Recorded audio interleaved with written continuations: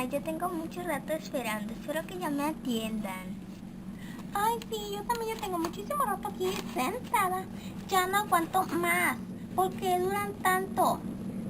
Ay, es que es un peinado muy bonito y por eso duran mucho. Ay, pues ojalá y sí sea muy bonito, porque si no me voy a enojar mucho. Hola amiguitos, yo soy Perlita y hoy les voy a enseñar cómo acomodarles el cabello a las muñecas. Y lo primero que vamos a hacer es meterla en agua, ponerle jabón en polvo y tratarlo de desenredarlo con los dedos.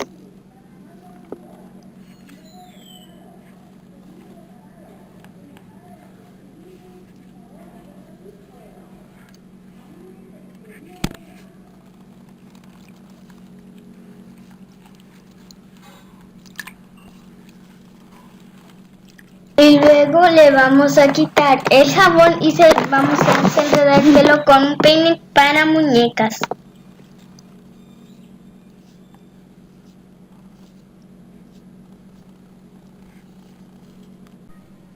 Y ahora le vamos a poner un poco de Suavitel y vamos a tratarlo de desenredarlo. En agua caliente vamos a meter a la muñeca y la vamos a dejar unos segundos.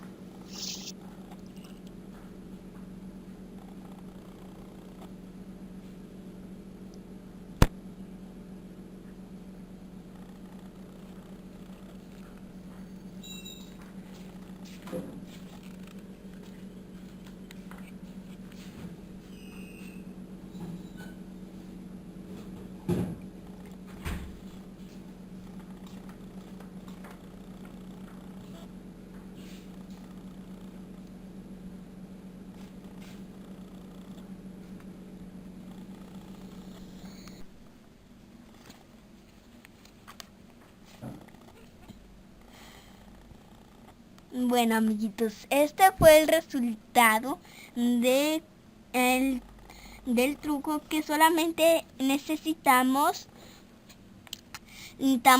agua normal, así normal, como para bañarnos o así, calientita, y luego le ponemos jabón Blancanieves y le tallamos y le ponemos suavizante. Luego también le ponemos nosotros, la ponemos en agua caliente ya hervida y la ponemos a secar. Bueno, este fue el resultado. Espero que les haya gustado nuestros videos y si fue así, suscríbanse y denle like.